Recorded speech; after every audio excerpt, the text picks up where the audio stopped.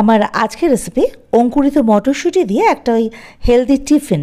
অঙ্কুরিত মটরশুঁটি তো প্রচুর প্রোটিন, ফাইবার, ভিটামিন আর মিনারেলে ভরপুর, আর এটার ক্যালোরি আর ফ্যাট কম থাকার জন্য ওয়েট ম্যানেজমেন্টে কিন্তু ভীষণ সাহায্য করে। আর আজকে আমি যেভাবে এটা তৈরি করেছি সেক্ষেত্রে এটা কিন্তু একটা কমপ্লিট মিল হিসেবেও নেওয়া যেতে পারে। তো চলুন রান্নাটা দেখে নেওয়া যাক। ভালো লাগলে অবশ্যই লাইক, শেয়ার, কমেন্ট করার অনুরোধ রইল। প্রথমে দেখুন আমি জিরে নিয়েছি 2 চামচ। এটা শুকনো চাটুতে ভালোভাবে ভেজে গুঁড়ো করে নিয়েছি। এই যে এটা মিক্সিতে একটু ঘুরিয়ে নিয়েছি, তাতে ভালোভাবে গুঁড়ো হয়ে গেছে। আর এদিকে অঙ্কুরিত মটরশুঁটি এটা নিয়েছি আমি 300 গ্রাম। এটা ভালো করে ধুয়ে জল ঝরাতে রেখে দিয়েছি আর কি। আর নিয়েছি 3টে মাঝারি সাইজের আলু, যেটা খোসা ছাড়িয়ে ছোট ছোট ডুমো ডুমো করে কেটে ভালোভাবে ধুয়ে রেখেছি। এবারে ওভেনে একটা কড়াই বসিয়ে তাতে 2 টেবিলস্পুন মতো সাদা তেল দিয়ে দিলাম। এবার তেলটা একটু গরম হয়ে গেলে এতে ফোড়নে দিলাম একটা শুকনো লঙ্কা, শুকনো লঙ্কাটা চিড়ে দিয়েছি। আর দিলাম জিরে 1/2 টিস্পুন। একটুখানি কয়েক সেকেন্ড একটুখানি এটা ভাজা ভাজা করে নেব। শুকনো লঙ্কা ভাজা হয়ে গেলে আর জিরে ভাজা শুকনো একটা সুন্দর যে গন্ধ বেরোবে, ব্যাস তখনই দিয়ে দেবো রসুন কুচি। আমি এখানে 3টে বড় কোয়া রসুন কুচিয়ে দিয়েছি। আপনারা ছোটো কোয়া দেন সেক্ষেত্রে কিন্তু 5-6টা রসুন কুচিয়ে দিতেই হবে। আমি যে রসুনটা নিয়েছি বেশ বড় কোয়াগুলো। তো রসুনটা একটু ভাজা ভাজা করে নিলাম। রসুনটা ভাজা ভাজা করা হয়ে গেলে এর মধ্যে ওই কেটে ধুয়ে রাখা আলুগুলো দিয়ে দেবো। কারি পাতা বেশ কিছুটা পরিমাণে। তো কারি পাতা আগে তেলের মধ্যে দিতে পারতাম, তো দিলে তেলের মধ্যে আগে না ভীষণ ছেটে কারি পাতাগুলো, তাই আলুর সাথে কারি পাতাগুলো দিয়ে দিলাম। এবারে এটাকে বেশ একটু ভেজে নেব। যখন একটু হালকা লাল ভাজা হবে আলুটা আর কি, খুব বেশি করা না, হালকা লাল ভাজা হয়ে গেলে এখানে দিয়ে দেবো পেঁয়াজ কুচি।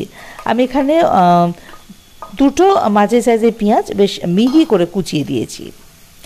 এবারে আলু আর পেঁয়াজটা একসঙ্গে খুব ভালো করে ভেজে নিতে হবে, বেশ লাল করে ভেজে নিতে হবে, মানে আলুটাও বেশ লাল ভাজা হয়ে যাবে, সাথে সাথে কিন্তু পেঁয়াজটাও ভাজা হবে। এই যে দেখুন আলু আর পেঁয়াজ কিন্তু বেশ লাল করে ভাজা হয়ে গেছে। এবারে এর মধ্যে টমেটো কুচিটা দিয়ে দেবো। টমেটো আমি 2টো মাঝারি সাইজের টমেটো নিয়েছি, এটাকে বেশ মিহি করে কুচিয়ে নিয়েছি। আর দিয়ে দিলাম কাঁচা লঙ্কা কুচি। কাঁচা লঙ্কা আমি ওই একটাই কুচিয়ে দিয়েছি আর কি। তো আমি বারবারই বলে থাকি আমরা ঝাল খুব কম খাই। আপনারা যে যেরকম ঝাল খান কাঁচা লঙ্কা পরিমাণ সেই হিসেবে বাড়িয়ে বা কমিয়ে নেবেন। আর একদম বাচ্চারা খেলে তো আর লঙ্কা দেওয়ার কোনো প্রয়োজন নেই। তো যাই হোক, এবারে সব কিছু একসঙ্গে আবারও একটু নাড়াচাড়া করে মিশিয়ে দিয়ে ওই যে স্প্রাউটেড মানে অঙ্কুরিত যে মটরশুঁটি জল ঝরিয়ে রেখেছিলাম ধুয়ে, সেটা এর মধ্যে দিয়ে দিলাম। এবার দিয়ে দিলাম স্বাদ মতো নুন। আমি এখানে ওই 1 টেবিলস্পুন মতো নুন দিয়েছি। হলুদ দিলাম 1/2 টিস্পুন মতো, আর চিনি 1 টিস্পুন দিয়েছি। নুন আর মিষ্টিটা তো আপনারা আপনাদের স্বাদ অনুযায়ী বাড়িয়ে বা কমিয়ে দেবেন। এবারে সব কিছু একসঙ্গে আবারও একটু ভালোভাবে নাড়াচাড়া করে ফ্লেমটাকে মিডিয়ামে করে ঢাকা দিয়ে রেখে দেবো, যাতে মটরশুঁটিটা একটু নরম হয়ে যায়। জল দেওয়ার দরকার নেই, মটরশুঁটি আর কি ওই টমেটো থেকে যে জল বেরোবে তাতেই নরম হয়ে যাবে।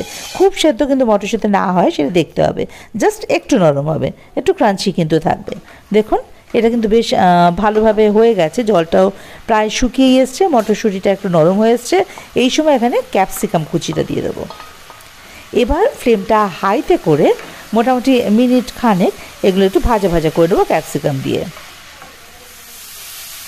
এই যে এটা কিন্তু ভালো করে ভেজে নিয়েছি। এইবারে এর মধ্যে দিয়ে দেবো সেই জিরে ভাজার গুঁড়োটা আর একটা ছোট লেবুর রস। এই যে আপনারা চাইলে এখানে টক করার জন্য তেঁতুলের পাত দিতে পারেন আর কি। এছাড়া আমচুর আছে, চাট মশলা আছে, আপনাদের যেরকম ইচ্ছা আপনারা কিন্তু এখানে দিতে পারেন। আমি ওই জিরে ভাজার গুঁড়ো আর লেবুর রস এটা তো বাড়িতে সবসময় থাকবেই, তো আমি এটাই দিয়ে থাকি। তাতে একটু টকটক ভাবও হয়, বেশ স্বাদও আসে। তো আবারও মিনিটখানে বেশ ভালো করে ভাজা ভাজা করে একটু ধনেপাতার যে ডাঁটিটা আছে না, ওটা একটুখানি কুচিয়ে এর মধ্যে দিয়ে দিলাম। ধনেপাতার যে ডাঁটিটা ওটা কিন্তু ফ্লেভারটা ভীষণ ভালো আসে। তো আবারও বেশ ভালো করে একসঙ্গে সব মিশিয়ে ভাজা ভাজা করে নেব। এই যে দেখুন আমার কড়াইশুঁটির অঙ্কুরিত কড়াইশুঁটির যে টিফিনটা আর কি, এটা কিন্তু মোটামুটি রেডি। এবার এটা সার্ভ করে দেওয়া পালা। তো এটা আপনারা এমনিও দিতে পারেন, আবার দেখুন একটু টক দই দিয়ে, মানে দইটা দেখুন আগে তৈরি করে দিতে হবে, সেটাও কোনো ব্যাপার না, শুদ্ধ একটুখানি বিট নুন আর ওই একটু স্বাদ অনুযায়ী চিনি, আর ভাজা মশলা ফসলা কিচ্ছু দেওয়ার প্রয়োজন নেই। আমি চিনিটা একটু গুঁড়ো করে নিয়েছি যাতে দইয়ের সঙ্গে এটা খুব ভালোভাবে মেশানো যায়। এই যে সব কিছু ভালোভাবে ফেটিয়ে রেখে দিলাম। এবার প্রয়োজনে আপনারা কিন্তু এটাও দিতে পারেন। তো যেটা বলছিলাম, আপনারা যে মটরশুঁটি মটরশুঁটিটা এটা কিন্তু শুধু শুধুও দিতে পারেন বাটির মধ্যে। দেখুন আমি দিয়ে দিলাম। ওপর থেকে একটুখানি ওই শসা কুচি, টমেটো কুচি, পেঁয়াজ কুচি আর সাথে টক দইটা ফেটিয়ে রেখেছিলাম সেটাও দিয়ে দিতে পারেন। চাইলে তেঁতুলের চাটনি কিংবা তেঁতুলের চাটনি না থাকলে একটু টমেটো সস, একটু ঝুরি ভাজা এভাবে চড়িয়ে সার্ভ করতে পারেন, ভীষণ ভালো লাগে। আর যদি ভাজা খেতে চান সেক্ষেত্রে যদি বাড়িতে পাপড়ি চাটের পাপড়িগুলো থাকে তো ভালো, আর না হলে জাস্ট এই ছোটো ছোটো পাঁপড়গুলো থাকে না, সেই পাঁপড়গুলো একটু ভেজে নেব। এই যে দেখুন এভাবে পাঁপড়গুলো ভেজে নিয়ে নিলাম। এবারে ওই পাঁপড়ের ওপর ওই মটরশুঁটির যে স্টাফিংটা যে তৈরি করেছি মটরশুঁটি দিয়ে সেটা দিয়ে দিলাম। একই রকম ওই পেঁয়াজ কুচি, শসা কুচি, টমেটো কুচি আর একটু দই।